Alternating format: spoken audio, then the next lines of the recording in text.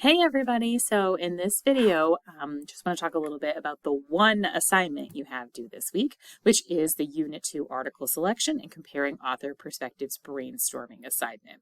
So it looks like a grid. It's like a worksheet that you're basically going to find in the assignment details and download and fill out. And the really nice part about it is that it includes examples in there, so you should know exactly what you're doing. And today in this video, I just want to do a quick demo of a way some techniques and tips that might help you when you're filling out your own copy of this worksheet that you'll be turning in. So under tasks, the first thing you're going to need to do is find two new sources on your topic that offer a different opinion on the topic. So whatever your topic is, you want two sources.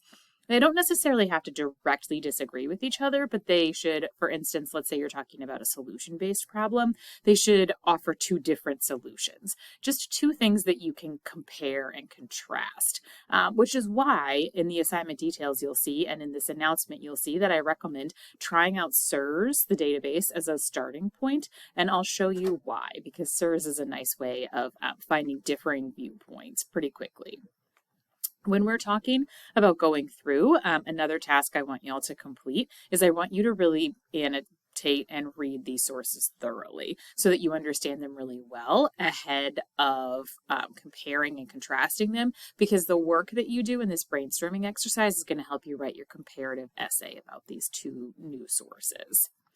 Okay, so I'm going to just go to the SIRS database.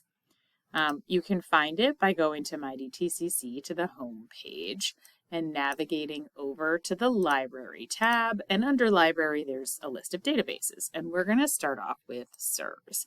Now, why are we starting with SIRS? Well, because SIRS offers this feature called leading issues. It's really helpful.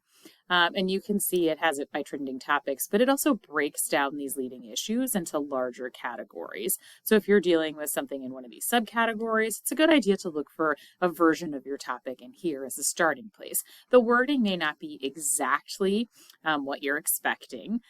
So, if your research question is something like, should cell phones be banned in school, you may need to know that that topic would probably fall under something like technology in schools. So you may have to do a little bit of searching to find your exact topics. It may not be available, your exact topic on SIRS. But this is a good place to start for many of you because they do a pretty good job in SIRS of covering a comprehensive list of sort of in the news topics.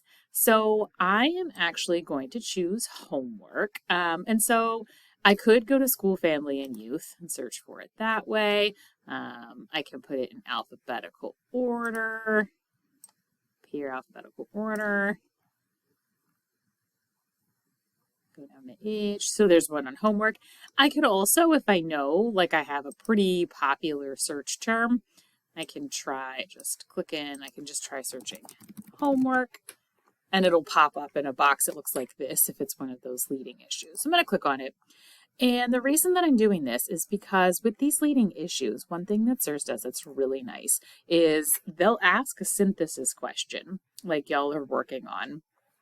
That is an open-ended question that has debatable different sides to it. And then they'll provide an example of a viewpoint and an opposing viewpoint. And underneath of each of those viewpoints, they offer links to articles that correspond with the differing viewpoints. So you can kind of have an easy starting place if you're looking for opposing ideas. The one caveat that I have about using SIRS is that when you're looking at these and you're choosing them, you do want to vet them and make sure that none of them are coming from University Wire. And it looks like this one is not. It's coming from web resources. Just you want to look up here and see if anywhere it says University Wire, because that means that it's coming from a student publication. And student publications don't really have, from universities written by students, don't really have the ethos that you want in a credible source. So if it says University Wire anywhere up here, you want to skip that source. But other than that, you're going to find like a pretty good mix of news articles, magazine articles from SIRS that kind of provide differing views. So what I'm going to do is I'm going to look through them and I'm going to pick two articles, one from one side of the viewpoint and one from the other, that I think represent differing viewpoints that I can compare and contrast in my essay. So I chose a couple. I think I chose just this one over here called Homework and Is Homework Morphing into a Thing of the Past? Those are the two that I picked. So what I want to do really quickly is just kind of show you. This is what the worksheet itself looks like.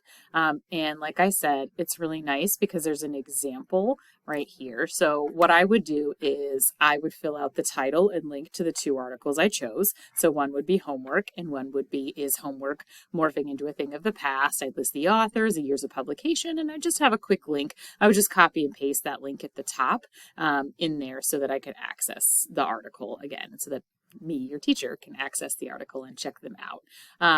And then this part is where you're going to create this grid where you compare and contrast. So I want to show you some techniques for doing that. Here you can see that what you're looking for are questions that the sources are answering. Now you're more than welcome to ask some questions and then go through your sources and see how they answer them. But you may find that your sources aren't necessarily always answering the exact same questions. So another technique for doing that is to go through and annotate with this idea of finding, comparing, contrasting points of view in mind. So what I've done is I have pulled up, let's say this is my first source, I have pulled up Is Homework Morphing into a Thing of the Past? And you could do this electronically or on like a printed physical copy.